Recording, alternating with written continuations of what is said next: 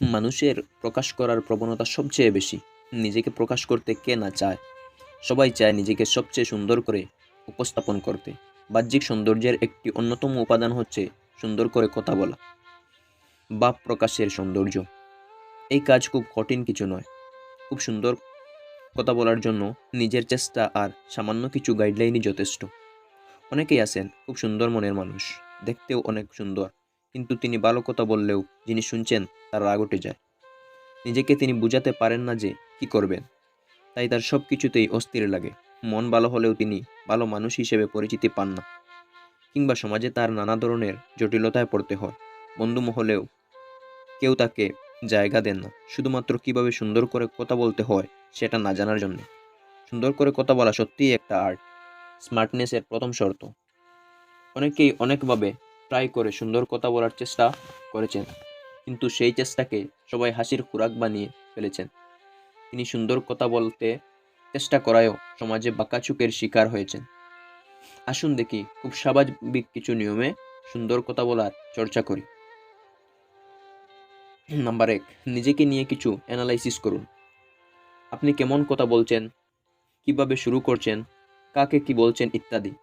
এর সাথে আপনার শারীরিক স্ট্রাকচার কতটা বোল্ড নাকি নর্মাল, নাকি আরও খারাপ, কতটা কণ্ঠটা কি বেশি উৎকট নাকি নর্মাল, নাকি খুবই মিষ্টি, আপনার নলেজ কেমন, এসব অ্যানালাইসিস একটা কাগজে লিখে রাখলেই ভালো, চর্চা করার সময় কাজে আসবে।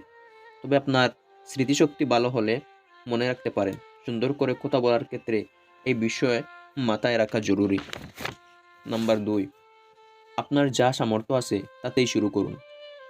অ্যানালাইসিস করার পর দেখা গেছে আপনার খুবই খারাপ অবস্থা, কিন্তু তাতে কি আপনি কি শুরু করবেন না? অবশ্যই করবেন। মনে রাখবেন, সুন্দর করে কথা বলা পুরোটাই চর্চার উপর নির্ভরশীল। চর্চা শুরুর পর নিচের বিষয়গুলিতে জোর দিন। মনে রাখবেন, এর কোনোটাই মিস করা যাবে না। আগে শুনুন। কোনো একটা আলোচনায় যোগ দিলে আগে শুনুন কে কি বলছে। এটা সবসময় সম্ভব নয়, কারণ আপনি যদি সঞ্চালক হন তবে আপনাকেই আগে কিছু বলতে হবে। সেক্ষেত্রে মূল টপিকটি বলে সবার সবিনয়ে দৃষ্টি আকর্ষণ করে শুনতে থাকুন। কিছু লিখে রাখুন। যা লিখবেন তাতে রেফারেন্স সহ লিখবেন, যেমন কে বলছেন, কি জন্যে বলেছেন ইত্যাদি। কে কীভাবে কথা বলছেন সেটাও খেয়াল করুন।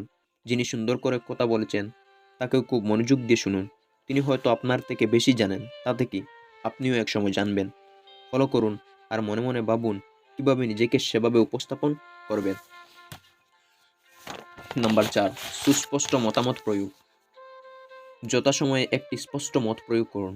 এমনভাবে বলবেন না যেন কেউ আপনার কথায় বিব্রত হয়। অন্যের কথার মাঝে কথা বলবেন না। যদি বলতে হয় ভদ্রভাবে বলুন, মাফ করবেন অথবা এক্সকিউজ মি, তারপরে বলুন যে উনার কথায় আপনি কি যুক্ত করতে চাচ্ছেন। নাম্বার 5, আত্মবিশ্বাসের সাথে বলুন।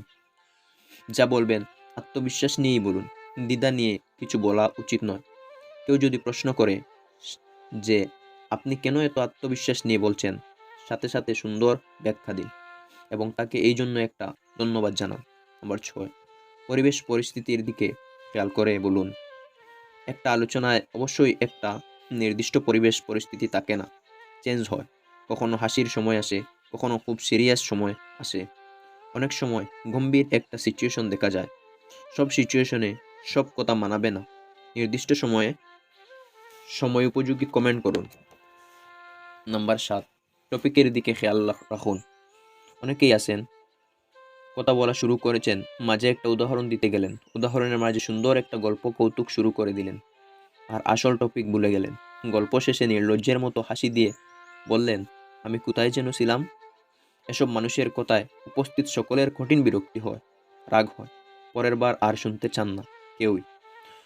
সবাই নিশ্চয় তাদের মূল্যবান সময় নষ্ট করে সেই ব্যক্তির গল্প শুনবেন না। তাই টপিকের দিকে মনোযোগ দিন। যদি এমন হয় তবে লিখে রাখুন, কাগজে লিখে তবেই গল্প উদাহরণ যা দেবার দিন। এতে আপনার মনে থাকবে আপনি সত্যিই কোথায় ছিলেন।